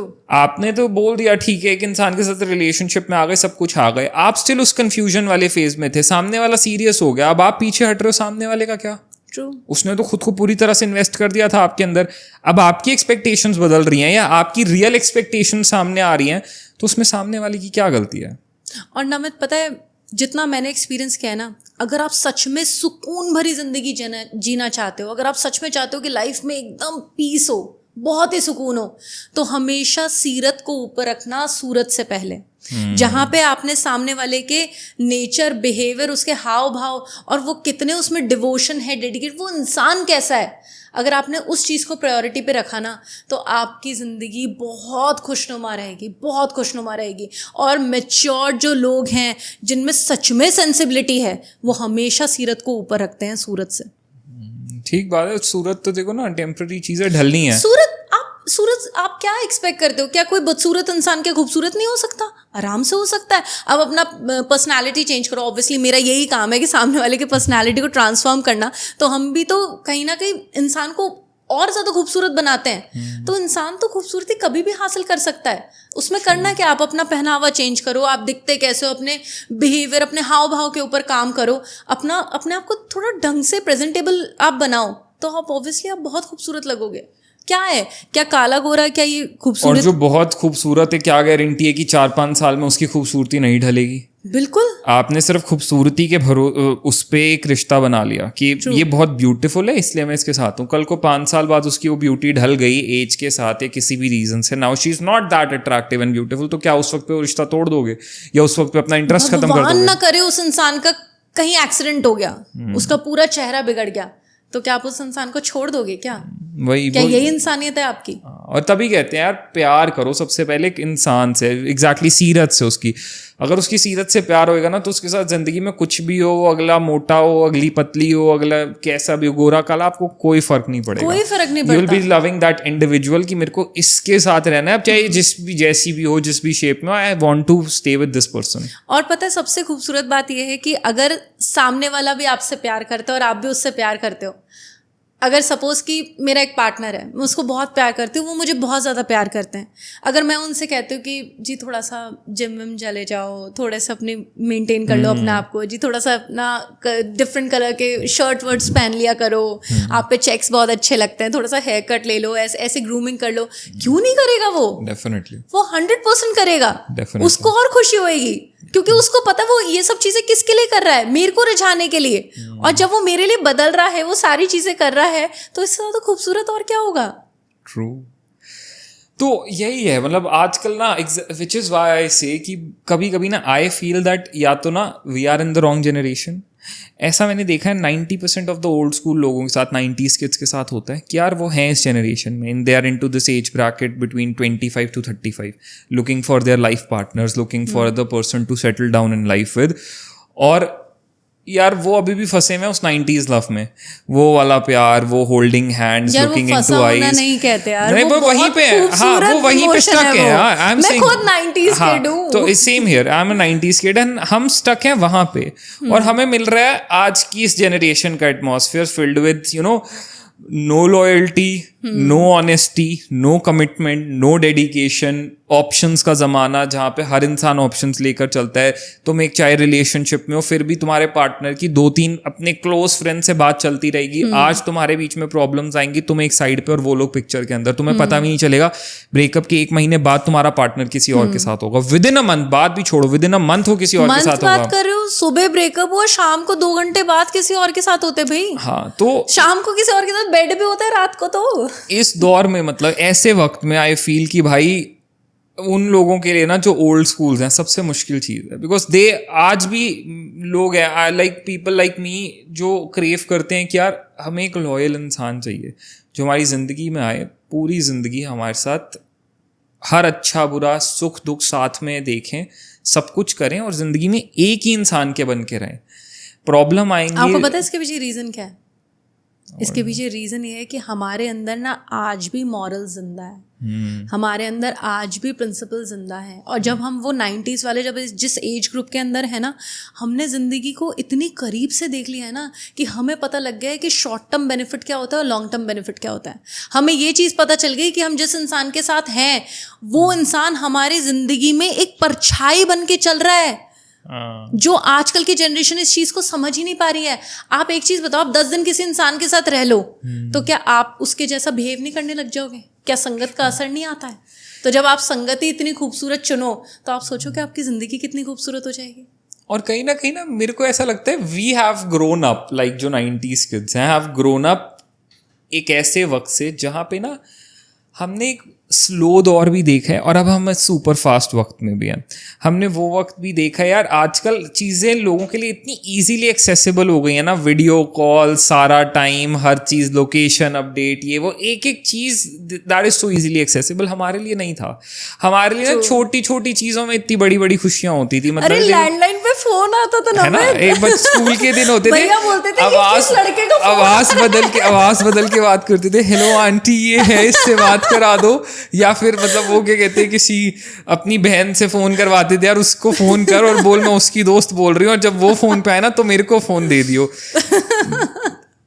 आप एक इंसान के लिए इतने एफर्ट्स लगाते थे। पॉइंट इज दिस, आप एक इंसान के लिए ना, मतलब जब आपको पता होता था कि यार लिमिटेड कॉल होनी है, हर मिनट का कॉस्ट लग रहा है, तो आपको ये पता होता था 5 घंटे नहीं इससे बात होगी, आप 5 घंटे नहीं हम फोन पे लड़ सकते, अनलिमिटेड नहीं है, तो आप लड़ने या बहस करने में वक्त नहीं वेस्ट करते थे पहले। तो आपको पता होता था कि यार एवरी मिनट चार्ज हो रहा है हमारा, और उस वक्त पे इतने पैसे भी नहीं होते थे उस टाइम पे, नहीं होते थे, रिचार्ज कराते थे वो प्रीपेड वाला। हाँ, तो वो इतने नहीं होते थे, तो आप ना उस वक्त को लड़ने में या एक दूसरे के साथ कलेश में जाया नहीं करते थे, आप अच्छी बातें करते थे, कैसे हो, क्या कर रहे हो, कहाँ पे हो, कल स्कूल क्यों नहीं आई थी, आज ट्यूशन आओगी क्या, कितने बजे आओगी, जल्दी आ जाना, ऐसी बातें होती थी। मतलब जब आप उस सामने वाले से इतना इजीली नहीं बात कर पाते हो फोन पे, तो सोचो जब वो मिलते थे ना उनसे, दैट यूज्ड टू बी सच अ, मतलब चाहे मतलब स्कूल में दूर से एक दूसरे को देख भी लिया ना लंच पीरियड में, that used to be a treat कि वाओ, आज मेरे को ऐसा लगता है चीज़ें इतना ज़्यादा इजीली एक्सेसिबल हो गई है ना, वही बात है, जो इतना मिल चुका है ना उसकी कदर नहीं है।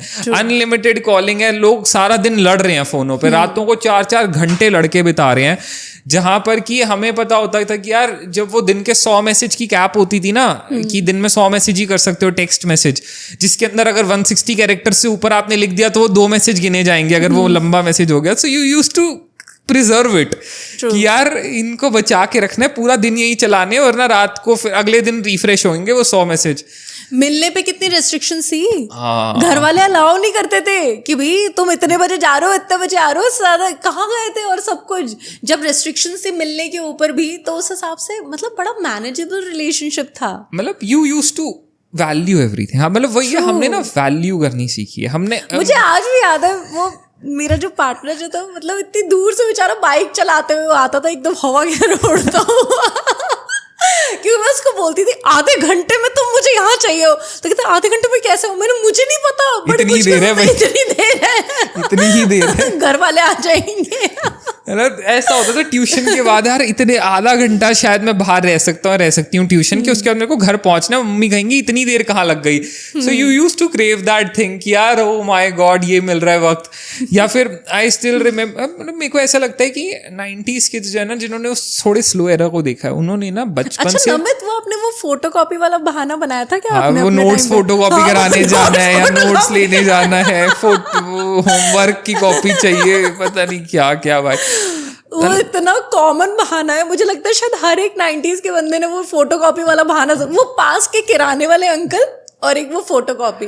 मतलब उस वक्त पे चीजें भी ऐसी होती थी ना, मतलब स्लैम बुक एक हुआ करती थी, वो स्लैम बुक भरवाते थे हर किसी को देख के, यार अपनी अपनी ये चीजें लिख दो, अपने किसी नोन का नंबर बड़ी मुश्किल से निकलवाना या कुछ होना या उसका नंबर होना, अपने मतलब मम्मी के फोन से मैसेज करना कि यार मम्मी के फोन से मैसेज कर रही हूँ या कर रहा हूँ, इस पे रिप्लाई बैक मत करना, बस ये सुन लो ये हो गया वो हो गया, और इस पे रिप्लाई मत करना, और उस मैसेज को डिलीट कर देना सेंट मैसेजेस। केबिन वाले फोन वो याद है आपको, वो जब ऐसे घुमा घुमा के नंबर डायल करते थे लैंडलाइन से, हाँ लैंडलाइन से, कितने अमेजिंग होते थे। अब ना वो वही पॉइंट इज दिस कि आज की जनरेशन को ना वो चीजें, वो स्ट्रगल नहीं समझ में आएगा कभी, वो नहीं आएगा समझ, क्योंकि पता है उस वहां पे ना इतना फिजिकल टच नहीं था। हाँ, नहीं, वहां पे इमोशंस थे। उस वक्त पे होता था कि भाई अगर गली में चलते हुए हाथ भी पकड़ लिया ना, that used to be huge. Exactly, बहुत ज्यादा बड़ी बात थी। मेक आउट वेक आउट तो उस वक्त कुछ होता ही नहीं था, मेक आउट वेक आउट जैसी चीजें नहीं थी, ये सब कुछ नहीं था। तो the holding that, even that hand used to be a big thing. And अरे वो पार्टनर के साथ वो हल्का सा यहाँ से भी टच हो जाता था तो एकदम वो गूज़बम्स आ जाते थे। और तब ये होता था ना कि यार ऑप्शंस नहीं थे उस वक्त पे ना। मेरे को सबसे बड़ी चीज ये लगती है कि हम लोगों ने ना, ऑप्शंस थे लेकिन हमारा डेडिकेशन उस एक ही पर्सन की तरफ था। हाँ, क्योंकि मेरे को ऐसा फील होता है 90s के जो बच्चे हैं रहे हैं ना, जिन्होंने वो वक्त देखा है, उन्होंने ना पेशेंस ग्रो किया है। आज के वक्त में ना बच्चों ने यूट्यूब का भी प्रीमियम ले रखा है ताकि ऐड ना देखनी पड़े मेरे को बिल्कुल भी। I do not want to wait, हम स्किप का वेट करते हैं 5 सेकंड में वो आए, हम स्किप करें आगे चले। And we are those people जिन्होंने सोन परी और शकला का बूम बूम देखते देखते ना ब्रेक का वेट करा है, बीच में टीवी पे ब्रेक आती थी, वो स्किप नहीं हो सकती। शक्तिमान हाँ, वो वेट करा है, हम वो ब्रेक में बैठ जाते थे, अब तो ब्रेक आई है। मूवीज देखते हुए हमने वो हर मूवी के अंदर मैक्स पे आती थी मूवीज, और वो ब्रेक आता ही था इतनी देर का, आप कुछ कर नहीं सकते। जब से लोगों के हाथ में नेटफ्लिक्स और ये आया तो कोई वैल्यू नहीं बची है। मतलब अगर घर में पूरे घर में एक टीवी है और पापा उस पर न्यूज़ देख रहे हैं तो आपको पता है यार वेट करना पड़ेगा, अब रिमोट मिलेगा तो, या दादा दादी कोई और चैनल देख रहे हैं तो आपको वेट करना पड़ेगा। हर किसी के अपने हाथ में फ़ोन का एक्सेस नहीं है कि ठीक है अब हम अपने रूम में देख रहे हैं, वो अपने रूम पे देख रहे हैं, नहीं। नमित, पता है एक चीज़ और अब मैं यहाँ पे बताऊंगी आपको। जब हमारे टाइम पे जब टेलीविजन होता था तो उस टाइम पे जितनी भी चीजें जो दिखाई जाती थी बड़ी साफ सुथरी दिखाई जाती थी, उसमें कुछ भी वल्गैरिटी नहीं थी। तो इसलिए हमारा जो माइंड सेट था ना, प्यार को लेके, इमोशंस को लेके, रिलेशनशिप को लेके, वो वैसा ही क्लीन था। आजकल आप टेलीविजन कोई सा भी चैनल लगा लो, आप नेटफ्लिक्स पे कोई भी मूवी देख लो, आपको 99% उसके अंदर वल्गैरिटी दिखेगी, अब्यूसिव लैंग्वेज दिखेगी, सेक्स कंटेंट दिखेगा। तो बच्चे ये सारी की सारी चीज़ें देख के क्या सीख रहे हैं? वो यही सब चीज़ें देख रहे हैं। फिर आप आज की जनरेशन को क्यों कंप्लेन करते हो कि आप इतने ज़्यादा फास्ट फॉरवर्ड हो, आपके लिए सेक्स कोई वैल्यू नहीं करता, आप ये सारी की सारी चीज़ें बड़े खुले में कर रहे हो? आप क्यों ये कंप्लेन क्यों कर रहे हैं? जब उनको दिखाया ये सब जा रहा है, जब मीडिया उनको यही सब चीज़ें दिखा रहा है, तो वो सामने वाला भी बच्चा बच्चा वो यही सारी चीज़ें तो देख रहा है, वही सारी चीज़ें सीख रहा है, लेकिन कहीं ना कहीं मुझे ऐसा लगता है ये चीज़ बहुत गलत है, क्योंकि मेरे पॉइंट ऑफ व्यू से हर चीज़ ना एक ना एज के साथ ही अच्छी लगती है, एक एज के साथ ही खूबसूरत लगती है। आप अगर 7 साल के बच्चे को, 8 साल के बच्चे को अगर एक सेक्सुअल सीन दिखा दो तो सामने वाले के दिमाग में वो चीज़ बैठ गई, है ना, लेकिन उस बच्चे को ये चीज़ नहीं पता कि ये सब चीज़ें क्यों होती हैं, उसको ये नहीं पता कि ये सारी की सारी चीज़ें एक्चुअल में क्यों हुई है। वेरी अर्ली, इतनी अर्ली स्टेज पे होने से ना बच्चों के लिए बहुत कॉमन हो जाता है। अब उसने मूवीज में किसिंग सीन इतने देखे हैं तो उसके लिए नॉर्मल है, ठीक है ब्रो किस है तो है, क्या हो गया। वही लोग तो फिर आगे जाके बोलते हैं एक किसी तो थी, क्या हो गया। True, it was just a किस। ट्रू। आजकल वो जनरेशन के अपने वर्ड्स वो देखे हैं, सिचुएशनशिप, फ्रेंड्स विद बेनिफिट्स, एक आजकल वो भी है कि मतलब आप एक टाइम पे 2-3 बेंचिंग कहते हैं शायद, पता नहीं क्या तो बोलते पता नहीं हैं। क्या है, आप एक टाइम पे 2-3 लोगों के साथ आप बात कर रहे हो। अच्छा, एक ये कॉन्सेप्ट भी है कि आप अपने पार्टनर के साथ हो करंटली, बट आप भी कुछ अपने लिए ऑप्शंस चूज कर रहे हो, सामने वाला भी अपने लिए कुछ ऑप्शंस चूज कर रहे हो। जब तक कोई और नहीं मिल रहा तब तक आप साथ में हो। वही है ना, ऑप्शंस सेक्स हावी हो गया दिमाग पे, उसके ऊपर कुछ दिखता ही नहीं है। फिजिकल इंटीमेसी इतनी इंपॉर्टेंट हो गई। और मुझे एक चीज समझ नहीं आती, how can you get physical with anyone without indulging your emotions. मुझे तो आज तक ये कॉन्सेप्ट समझ में नहीं आया। नो स्ट्रिंग्स अटैच वाला कॉन्सेप्ट कि no strings attach, no emotions. हमारे टाइम पे नमित अगर मतलब मेरा तब तो ये पार्टनर था मुझे ही अगर नहीं। इतना सा हाथ पकड़ लेता था तो मुझे उसके अंदर ही एकदम मतलब तब ये नहीं था, arousement आ जाती थी। तब ये था ही नहीं ना, Emotions। मतलब ओयो ओयो थे नहीं उस वक्त पे, ठीक है। नहीं थे भाई, ठीक है ना। ये जो इतना 500 रुपए में लोगों को मिल रहा है इतना सुकून और सुख, तो फिर यही होता है ना, वहाँ चीजें खराब हो रही हैं। लेकिन ओयो ओयो चलो होते भी ना उस टाइम पे, जाने की हिम्मत किसी की नहीं होती। उस वक्त सच तो बोल रही हूँ मैं। Genuinely holding hands was parents ने इतना फोबिया वो दिमाग में बिठा रखा था, तो भाई घर से इतने जूते पड़ेंगे ना अगर पता चल गया अरे किसी को, तो बहुत छितर जाओगे बुरी तरीके से। सही में। तो वही होता था कि बात सारी यही है, जब तक जो आज के ऑप्शंस के दौर में ना, जो 90s का बच्चा है ना, या जो ओल्ड स्कूल है, वे यार तुम बोरिंग कह लो, कोई नहीं, तुम हमें बोरिंग कह लो, बट या it's a very tough thing for those old school people आज के इस एनवायरनमेंट में अडाप्ट होना। पर जिंदगी को सबसे करीब से ना उन्होंने ही देखा है, शायद इसलिए उनकी लाइफ भी ना, अगर आप उन ओवरऑल अगर ग्राफ चेक करोगे ना उनकी लाइफ का, तो वो बहुत सक्सेसफुल है अपनी लाइफ में। एंड यू नो व्हाट, ये जो एक वो है ना कि आप ये चीज़ देखो, आपको पता चलेगा कि जितने ओल्ड स्कूल्स हैं ना, आपको ज़्यादातर सिंगल मिलेंगे, because now they are scared of getting into relationships. आजकल के रिलेशनशिप्स जैसे, शादी नहीं हुई है, हाँ, अगर शादी नहीं हुई है तो सिंगल ही मिलेंगे, या फिर वो बहुत डर डर के किसी रिश्ते में आएंगे, वो ज़्यादा जल्दी ओपन अप नहीं होते। Now they have become very ambivert type of people, जो कि ना, जिनको पता है यार कि आजकल तो हर किसी के लिए रिश्ते, डेटिंग वेटिंग इतना मजाक है, इतना ईजी स्टफ बन चुका है कि इट्स सो कॉमन नाउ। और इसीलिए ना वो डरते हैं इस चीज़ में आने से। वो ये कहते हैं कि हम सिंगल भले, पर हम ऐसे किसी रिश्ते में नहीं जाना चाहेंगे जिसमें 6 महीने बाद एक इंसान पूरी तरह से बदल जाए और वो कहे अब मेरे को इस रिश्ते को एंड करना है, मैं किसी और के साथ जा रहा हूँ। लोगों की एक्सपेक्टेशंस इतनी ज़्यादा है सामने वाले को लेके कि, और आपकी जिद भी यही है कि सारी की सारी एक्सपेक्टेशंस मेटअप हो, तो वो चीज़ पॉसिबल ही नहीं है ना। फिर आप अकेले ही रह जाओगे जिंदगी में। तो आपको वो सारी की सारी चीज़ें तो मिलने से रही, आप एक हाइपोथेटिकल दुनिया के अंदर जी रहे हो, आपकी एक इमेजिनरी वर्ल्ड है, इमेजिनरी आपकी लाइकिंग्स हैं और एक्सपेक्टेशंस हैं, तो वो चीज़ नहीं पॉसिबल हो सकती। अब जैसे मैं आपसे पूछूं, है ना, कि आपको किस टाइप का पार्टनर पसंद है, आप बोलोगे दिल का बहुत अच्छा होना चाहिए, शरीफ होना चाहिए, है ना, थोड़ा भोला होना चाहिए, सुंदर होना चाहिए, है ना, फैमिली ओरिएंटेड पर्सन होना चाहिए, जिसने करियर में काफ़ी कुछ अचीव करा, ऐसा होना चाहिए। आपकी ये वाली लिस्ट है ना। बट आप ऑनेस्टली बताओ कि अगर आप आज की जनरेशन के अंदर अगर यही कॉन्सेप्ट के साथ आप पार्टनर देखने जाओ, क्या आपको मिल जाएगी? Very tough. क्यों? वो इसलिए टफ है, या तो वो सुंदर होगी, या वो करियर में बहुत ज़्यादा अच्छी होगी, तो वो ऑब्वियसली सीधी तो होने से रहे, है ना। और अगर वो बहुत ज़्यादा सीधी होगी तो इसका मतलब उसका बहुत सारे लोग अब तक काट चुके होंगे, तो वो दिल से बहुत ज़्यादा परेशान होगी, उसके इमोशंस बहुत ज़्यादा हर्ट हो रखे होंगे। यही तो है, बताइए ये लास्ट वाला जो आपने पॉइंट बोला ना, इतना स्पॉट ऑन है कि जो सबसे अच्छे लोग हैं ना, वो कई या तो ना अपना लाइफ में इतने बुरी तरीके से धोखे खा चुके हैं ना, one of the most purest and cleanest hearts, वो इतना धोखा खा चुके हैं कि अब उनका विश्वास ही उठ चुका है प्यार से, उनका विश्वास उठ चुका है लोगों से, रिलेशनशिप से, कनेक्शन से, वो आना ही नहीं चाहते। नमित, बहुत एक ना सर्वे के अंदर ये चीज़ देखी गई थी कि एक टाइम था जो हमसे जस्ट पहले वाला जो टाइम था कि 60 to 70% मैरिजेस के अंदर जो लोग आते थे वो जनरली वर्जिन होते थे. 60 to 70%. आज ये रेशियो सिर्फ 1% है. 1%? एग्जैक्टली. पूरी दुनिया में ये 1% का रेशियो चल रहा है कि 1% ही ऐसे कपल्स होंगे जिसके अंदर लड़का या लड़की दोनों में से कोई वर्जिन होगा. जस्ट 1%. इसका मतलब आप अपने इमोशंस ऑलरेडी किसी और के साथ शेयर कर चुके हो. ऑलरेडी आप किसी और के साथ हो चुके हो. एक कहाँ, आजकल तो 8, 10, 12, मल्टीपल 15 स्कूल में ही हो जाता है. आजकल देखो अब ये सारी की सारी चीजें कितनी ज्यादा कैजुअल और ओपन अप हो गई हैं.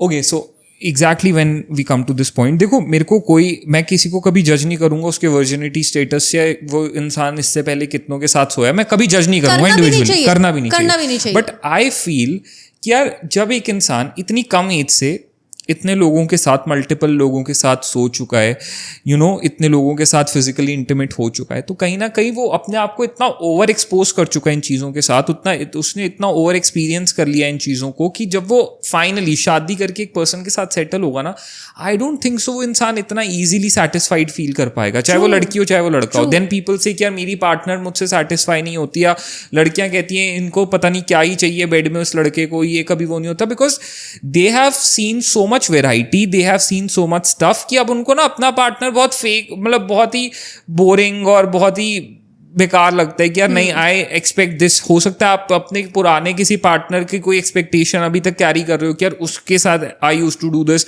अब मेरे को यहाँ चाहिए.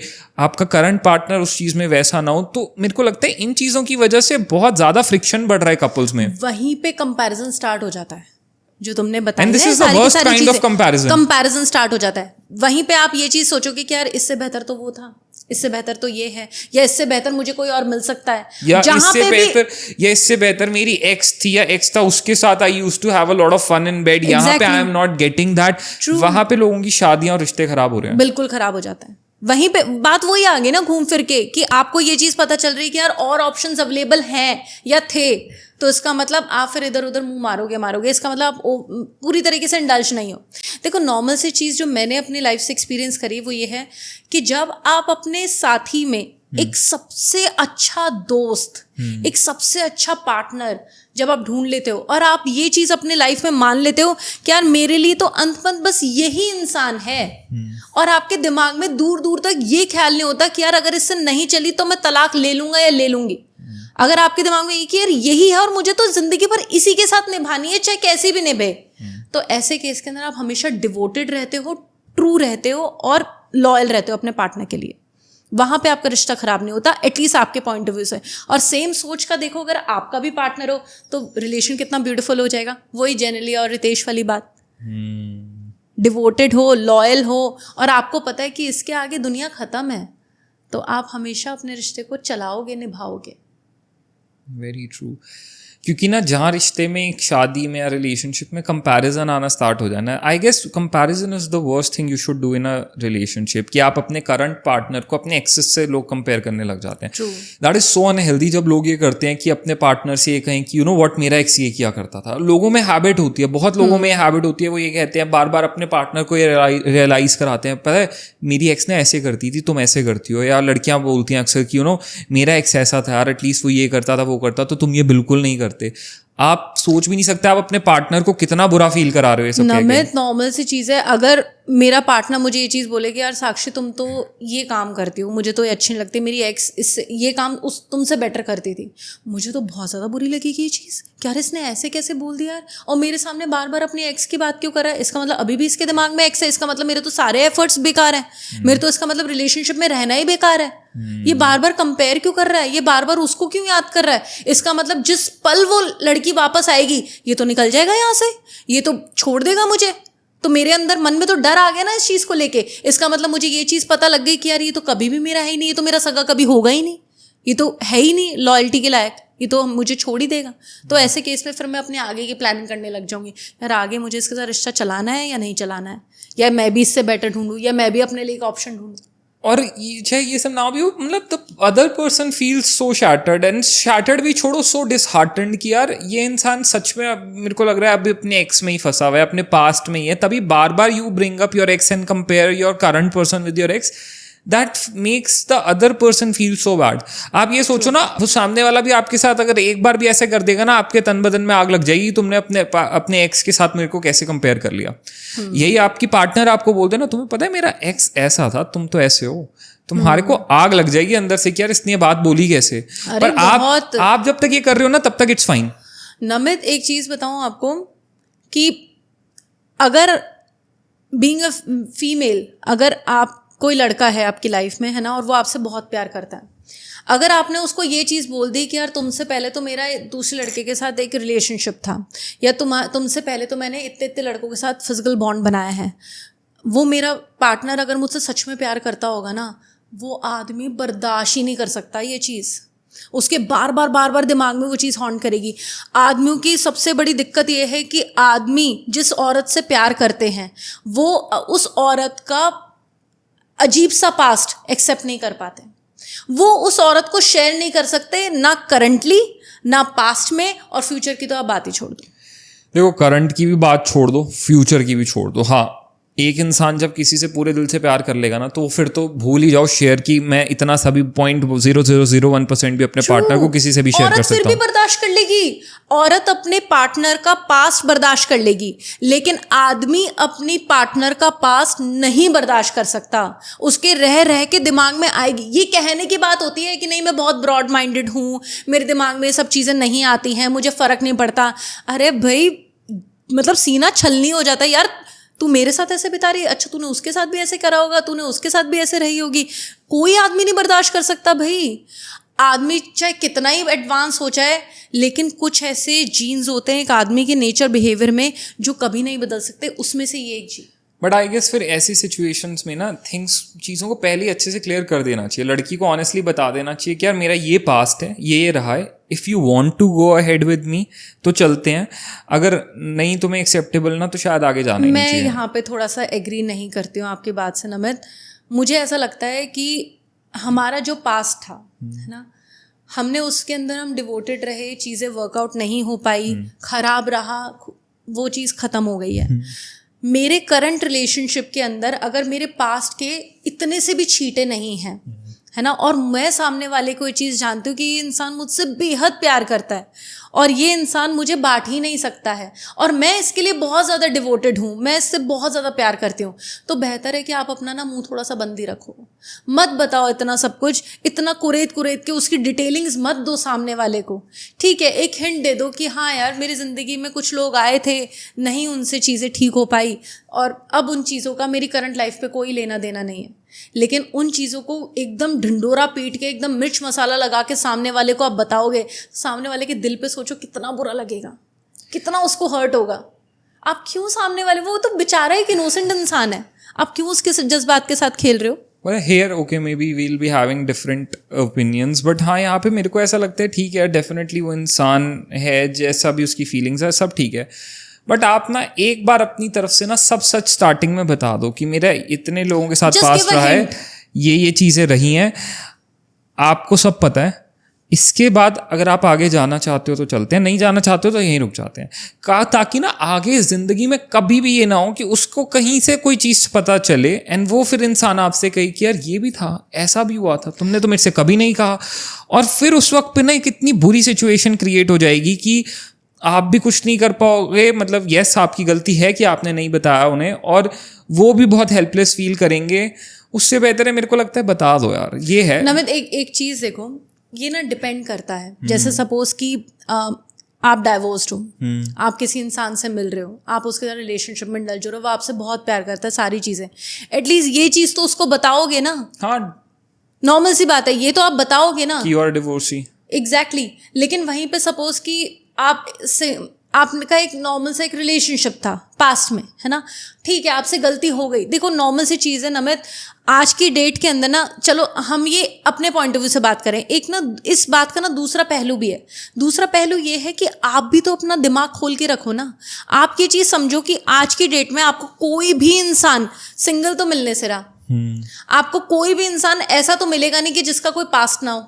हर एक इंसान का पास्ट है. Definitely. तो आपको इतना ज्यादा बॉदर क्यों करता है पास्ट?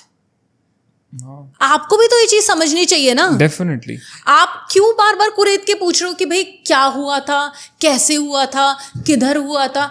आपको क्या जानना है? उसने बता दिया ना सामने वाले ने कि भाई हुआ था, उस चीज की इतनी इंटेंसिटी थी और वो चीजें इन कारणों की वजह से खत्म हो गई हैं और उन चीजों का अब प्रेजेंट लाइफ में कोई एग्जिस्टेंस नहीं है। आपको इन्फॉर्मेशन मिल गई ना, आपको पता लग गया ना क्या क्या चीजें जो काम की थी, वो नॉलेज तो आपको आ गई। अब वो आपको ये चीज भी बताएगी कि वो आपके साथ उसके साथ घूमने कहाँ गई थी, क्या आपको वो ये भी बताएगी? मैं ये नहीं कह रहा कि बिल्कुल डिटेल्स में जाओ, नहीं एग्जैक्टली बिल्कुल कुरेदी हुई बिल्कुल नीचे डाउन द लाइन डिटेल्स में मत जाओ। हाँ, ये है कि इंसान को इन्फॉर्म्ड रखो। I had these many pasts, exactly, I was with these x number of people, ये वो लोग थे, इनके साथ चीजें थी, इतने वक्त तक थी, इस इंटेंसिटी पे थी। हाँ, अब तुम्हें सब पता है, चलो अब इसके बाद आगे चलना है, चलते हैं, नहीं चलना है थम जाते हैं। अब यहाँ पे आपकी समझदारी है कि आपने अगर सपोज एक्सेप्ट कर लिया कि नहीं मुझे कोई दिक्कत नहीं है, रिलेशनशिप में चलता है, तो बार बार ना वो पुरानी चीजें ला के ना उसको कुरे दो मत। हाँ बिल्कुल। हुआ क्या था उस दिन? नहीं। उस दिन तुम कहाँ गई थी? उस दिन तुमने क्या पहना था? उस दिन तुम लोग कौन से रूम में गए थे? अरे आपको बस कर दो ना यार, नॉर्मल खत्म करो ना। इतना पर्सनल चीजें नहीं, ये तो बिल्कुल है। एक बार स्टार्टिंग में जो तुम्हारे मन में डाउट्स हैं, जो है ना, डिस्कस कर लो। उसके बाद जब वो खत्म हो जाए ना डिस्कशन, ठीक है सब डिस्कस हो गया, उसके बाद फिर पूरी लाइफ में किसी का पास्ट मत उठाओ ना, अपने पार्टनर को कन्फ्रंट करो उन चीज़ों पे कि ये ऐसे वैसे ही जो भी है। नहीं, तुम्हें स्टार्टिंग में सब बता दिया गया, तुम्हारे मन में जो जो डाउट्स, क्वेश्चन, क्वेरीज थी तुमने पूछ ली हैं, तुम्हारे पार्टनर ने सच तुम्हें सब बता दिया विद फुल ऑनेस्टी। अगर हाँ तुम्हें फ्यूचर में जाके लगता है कि यार नहीं इसने ये झूठ बोला था मेरे से, या इसने इस इंसान के बारे में नहीं बताया था पर ये इंसान इसकी ज़िंदगी में था, तब आप क्वेश्चन रेज कर सकते हो कि यार आपने मेरे को नहीं बताया ये पर्सन आपकी लाइफ में था। बट हाँ, स्टार्टिंग में सब ऑनेस्टली दोनों लोग क्लियर कर लें, उसके बाद दोबारा एक दूसरे का पास्ट को खरीदने का कोई मतलब नहीं है। बार बार उस पर्सन को याद दिलाना कि तुम्हारे पास्ट में ऐसा हुआ था, तुमने ये किया था, दैट मेक्स नो सेंस। आप बेमतलब में बेकार में अपना रिश्ता खराब कर रहे हो। ऐसे तो आप अपना ना सुकून से खुद कभी रहोगे, ना अपने पार्टनर को जीने दोगे, ना खुद उसके पास से तुम बाहर निकलोगे, ना उसे अपने पास से बाहर निकलने दोगे। चाहे रिलेशनशिप हो वो खराब करोगे, शादी हो वो खराब करोगे। लोगों ने, मैंने देखा है लोग शादियों में डिवोर्स ले रहे हैं पास्ट रीजंस की वजह से। अरे भाई, स्टार्टिंग में ऑनेस्टली दोनों पार्टीज क्लियर रखो और उसके बाद सुकून से आगे जिंदगी में जाओ अगर जाना चाहते हो। और सबसे बड़ी दिक्कत पता है क्या नाम है? सबसे बड़ी दिक्कत ये है कि ना लोग इस चीज को समझ नहीं रहे है ना। एक तो वो क्लैरिटी नहीं रख रहे हैं रिलेशनशिप्स के अंदर, फिर उनको ये चीज लग रही है कि यार चलो ठीक है ना, मतलब सामने वाला उनको चाहिए अपने जिंदगी में, सामने वाले को उसको पटाना है, तो वो ना फेक स्टोरीज क्रिएट कर रहे हैं उसको पटाने के चक्कर में। अपने आप को इतना ज्यादा अच्छा, साफ सुथरा और इतना ईमानदार अपने आप को शो कर रहे हो आप कि यार मैं तो बहुत ही अच्छा इंसान हूँ, मैं तो बहुत ही बढ़िया हूँ और मेरे से अच्छा तो कुछ हो नहीं सकता, मैं ही हमेशा दूसरों से लात खाता हूँ, मैंने तो आज तक किसी के साथ कुछ बुरा ही नहीं किया। तो ये चीज भी तो गलत है ना। क्या सामने वाले को पटाने के लिए आप किसी भी हद तक जाने को तैयार हो, कुछ भी बोले जा रहे हो, मतलब कितनी गलत है ये चीज। जितनी क्लैरिटी रहेगी उतना ही लॉन्ग लास्टिंग रिलेशनशिप रहेगा। जहां पे भी आपने फेक स्टोरीज या जबरदस्ती का दिखावा या जबरदस्ती अपनी वो है ना अपने ईगो को सेटिस्फाई करते हुए आपने चीजें बताई, तो वहां पे आपका रिश्ता खराब हो जाएगा। Very true. वही है, इसलिए सही कहते हैं कि ना रिलेशनशिप्स को, रिश्तों को आजकल लोगों ने जितना लाइटली लिया हुआ है ना, वो बहुत ही ध्यान से, बारीकी से, बहुत केयरफुली नर्चर होने वाली चीज़ें हैं। Like relationships are very fragile things, they can be the toughest rock definitely, कि आप लोगों का रिश्ता इतना स्ट्रांग है कि बड़े सा बड़ा तूफान भी उसे ना हिला सके। पर हर रिश्ते में कभी ना कभी वो सेंसिटिव मोमेंट्स आते हैं, कुछ ऐसे वल्नरेबल टाइम्स आते हैं when they are very fragile. उस वक्त पे अगर आप लोगों ने उसे सेंसिबली ध्यान से नहीं संभाला तो वो शाटर हो जाएंगे। और एक बार एक रिश्ता शाटर हो गया ना, फिर मेरे को नहीं लगता वो रिश्ता आप उस तरह से दोबारा कभी रीइंस्टेट कर सकते हो। नहीं हो सकता अनटिल अनलेस कि आप अगर सोलमेट्स हो तो सारी चीज़ें ठीक हो जाएंगी। फिर उसके अंदर मुझे ऐसा लगता है कि अगर आप सच में सोलमेट्स हो ना, तो अगर आपके पास में कितना ही घटियापन रहा हो, स्टिल वो अपने आप सारी की सारी चीज़ें हील हो जाएंगी, वो तकलीफ़ें सारी अपने आप हील हो जाएंगी और आप वापस उस इंसान को उसी शिद्दत से प्यार करोगे जिस शिद्दत से आप पहले किया करते थे।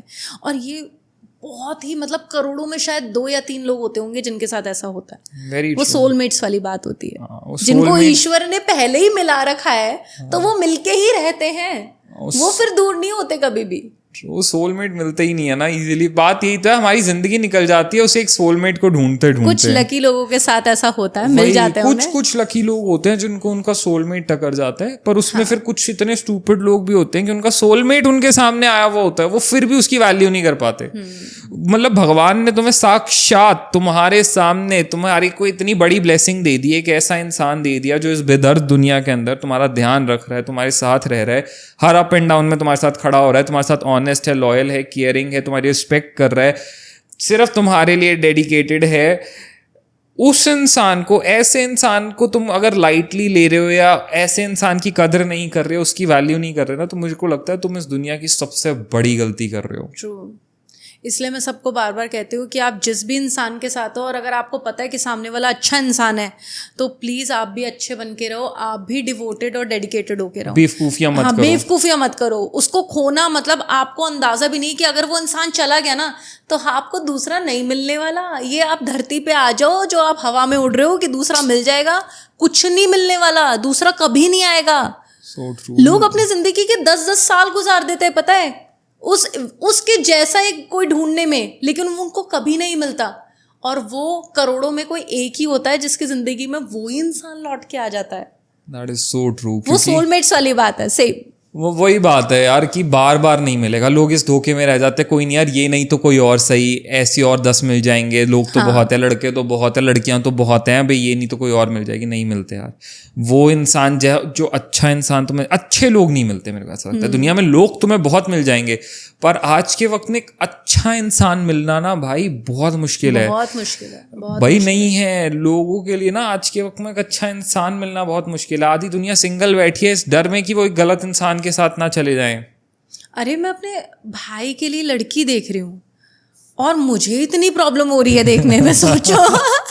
मतलब undoubtedly is very handsome and इतना अच्छा अर्न करता है, इतना वेल सेटल्ड है, बहुत ही ज़्यादा अमेजिंग पर्सन है। मतलब एक अगर मेरा वो टाइम वो होता अगर लड़का चुनने का, तो मैं तो आँख बंद करके चुन लेती भाई ऐसा लड़का। लेकिन आज मैं वो चीज़ ढूंढ रही हूँ। मतलब मैं उससे कहती हूँ, मैंने कहा कि कोई देख ले भाई, तू ही देख ले। तो कहता है भाई तू ही देख ले। मैंने कहा मुझे भी नहीं मिल रही है। कहता मुझे भी नहीं मिल रही है। आज के वक्त में अच्छा इंसान मिलना is very tough, very rarely you get good people. तो बस अगर कभी मिले किसी को तो यार संभाल के रख लो भाई, संभाल के रखो। जिंदगी का सबसे खूबसूरत तोहफा है वो इंसान, आप संभाल के रखो। क्योंकि अगर वो कांच की तरह है, एक बार टूट गया ना तो वो कांच आपको ही चुभता रहेगा जिंदगी भर, दिल में चुभेगा कि क्या खो दिया मैंने। हमेशा।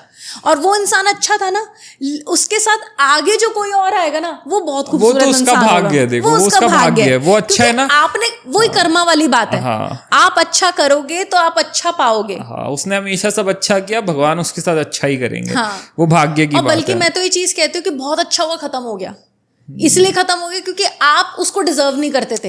एटलीस्ट अब उसकी जिंदगी में वो इंसान आएगा जो वो उसको डिजर्व करता हो। आप उसकी वैल्यू नहीं कर सके ना। हाँ एग्जैक्टली, आपको उसकी कदर नहीं हुई ना, बहुत अच्छा हुआ चीजें खत्म हो गई। ट्रू।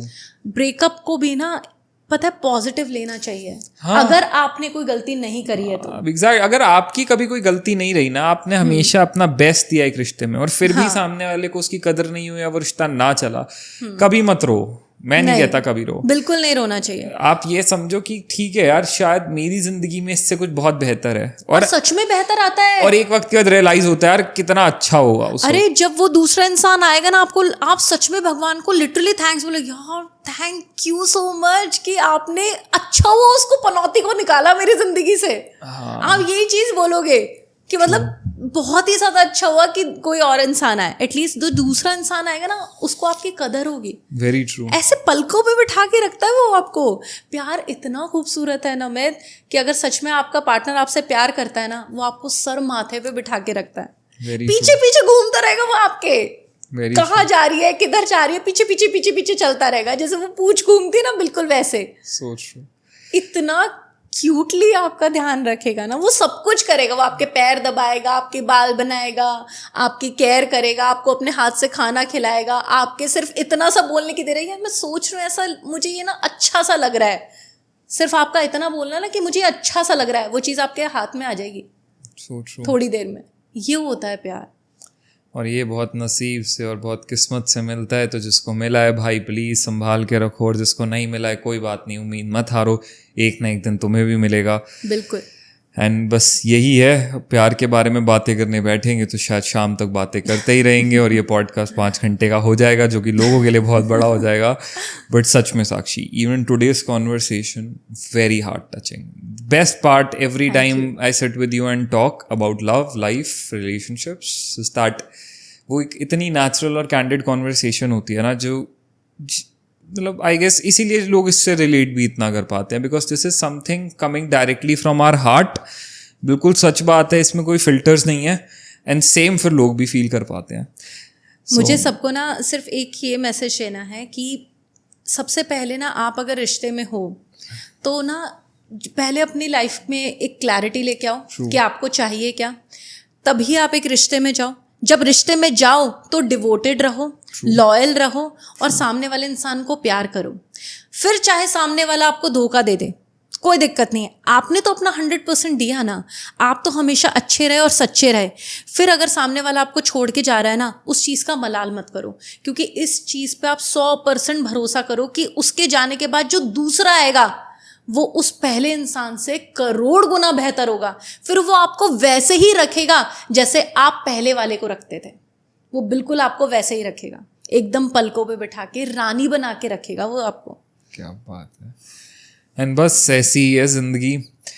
सो एग्जैक्टली जो साक्षी ने कहा कि कद्र करो, कद्र करना सीख लो, इंसान की क्या, चीज़ की क्या, हर चीज़ की। भगवान की ब्लेसिंग है आपकी ज़िंदगी में जो भी है, खुद की भी कद्र करो, ज़िंदगी में जो मिला है उसकी कद्र करो, और बस थैंकफुल रहो ज़िंदगी में। And on that note, thank you so much Sakshi. एक छोटी सी टिप मैं एक और बताऊंगी प्लीज़। ये सारे की सारी चीज़ें जो मैंने बताई एक रिश्ते को और बहुत ज़्यादा खूबसूरत करने के लिए, आप प्लीज़ एक रूल बना लो अपनी लाइफ में, ग्रैटिट्यूड।